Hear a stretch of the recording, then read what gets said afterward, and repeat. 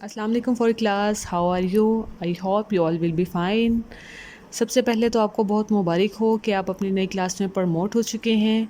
तो बच्चों, आपने इस क्लास में भी खूब तैयारी करनी है, बहुत अच्छा पढ़ना है और अपने लेक्चर्स को बड़े गौर से सुनना है। आज का आपका लेक्चर नंबर 1 है इंग्लिश पीपल बुक 3 से। तो चले आए हम अपना लेसन स्टार्ट करते हैं। आपका लेसन नंबर 1 है अ होम फॉर ग्रैंडफादर।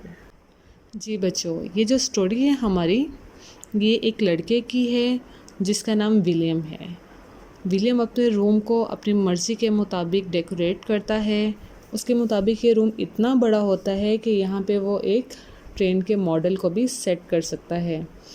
इस पूरे रूम को वो डेकोरेट करता है, लेकिन कुछ ही दिनों बाद उसके ग्रैंडफादर जो हैं वो यहाँ पर रहने आते हैं और अपने साथ बहुत सा सामान लेकर आते हैं। वो ये सारा सामान विलियम के रूम में रख देते हैं, जिसमें कुछ बॉक्सेस होते हैं, कुछ ओल्ड फर्नीचर होता है। विलियम जब ये देखता है तो कहता है कि ये इतना पुराना सामान इन्हें रखने की क्या ज़रूरत थी। लेकिन फिर बाद में वो समझ जाता है कि इनके ग्रैंडफादर की चॉइस थी या किस तरह उन्होंने इसको पसंद किया और इस तरह इसको रखा।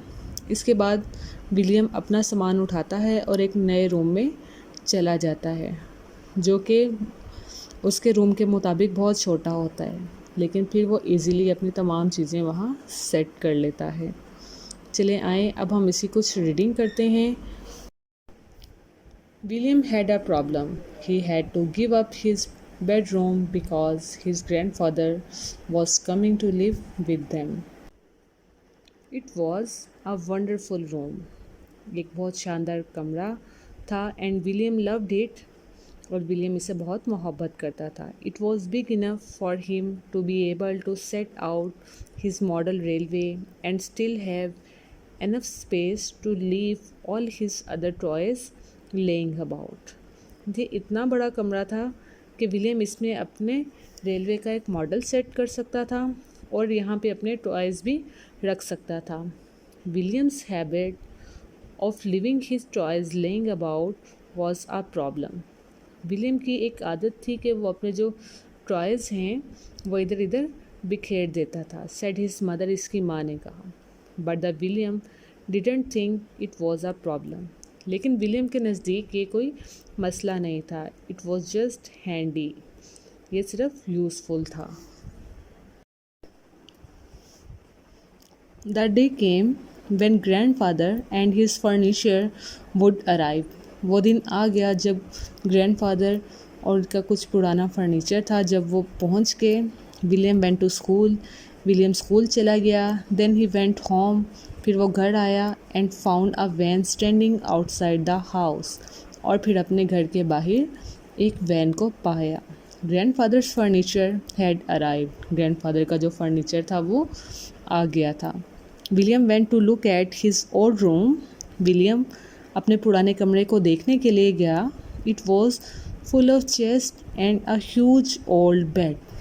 ये बहुत से दराजों के साथ और एक बड़े से बेड के साथ भरा हुआ था.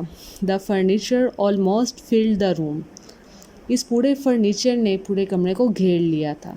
There will hardly be a room for him to move about. यहाँ पे मुश्किल से ही जगह थी कि चला फिरा जा सके. Said Williams mother. विलियम की माँ ने कहा. Why doesn't he get smaller furniture, asked William. अब विलियम अपनी अम्मी से कहता है कि क्यों दादा जान जो हैं वो अपने साथ थोड़ा फर्नीचर नहीं लेकर आए. He's had this thing long time, said Williams mother. अब विलियम की माँ उसे बताती हैं कि इनके दादा जान ने बहुत अरसे से ये सामान को रखा हुआ था. He is very fond of them. वो इन सब चीज़ों को इकट्ठा करने के बहुत शौकीन थे. फाउंड ऑफ कहते हैं शौकीन को. He doesn't want to give them up. वो इन्हें छोड़ना नहीं चाहते थे. It's a problem. ये तो बहुत मसले की बात है. William went to look at his new room. William अपना नया कमरा देखने जाता है. It was very small. ये बहुत छोटा था. एंड टाइडी, और गंदा भी था. For there was no room to leave thing laying about. और यहाँ पर कुछ इतनी जगह भी नहीं थी कि वो अपनी चीज़ें रख सके। William liked to see his things laying about, and he understood how grandfather left about his old chest and his bed. But all the same, he grumbled about his new little room all the way through tea. ठीक है, इसी तरह William यहाँ पर अपनी चीज़ें रख देता है और अपने दादा जान की चीज़ों को भी देखता है और अपने नए छोटे से कमरे की शिकायत भी करता रहता है। तो जी बेटा, इसी तरह आपकी स्टोरी ख़त्म हुई। इस स्टोरी की रीडिंग आपने करनी है बहुत अच्छे तरीके से, हर वर्ड को बड़े अच्छे तरीके से प्रोनाउंस भी करना है और इनके डिफ़िकल्ट वर्ड्स को भी बार बार रिपीट करना है। यहाँ पे हमारे पास कुछ ग्लॉसरी है जिसे आप वर्ड्स टू नाउ या वर्ड्स मीनिंग भी कहेंगे। जैसे यहाँ पे आपके पास फर्स्ट वन है laying about. Laying about means left around. Giving them up means leave them behind. Habit का मीनिंग है something rarely, ठीक है, और हैबिट का ऑपोजिट है something often done, ठीक है। हैंडी मीन्स यूज़फुल, इसका मीनिंग है, और इसका ऑपोजिट है फ्रस्ट्रेटिंग। नेक्स्ट वन है हार्डली मीन्स नॉट मच और ऑपोजिट इसका lots. Found of means likes and opposite है इसका डिसलाइक्स।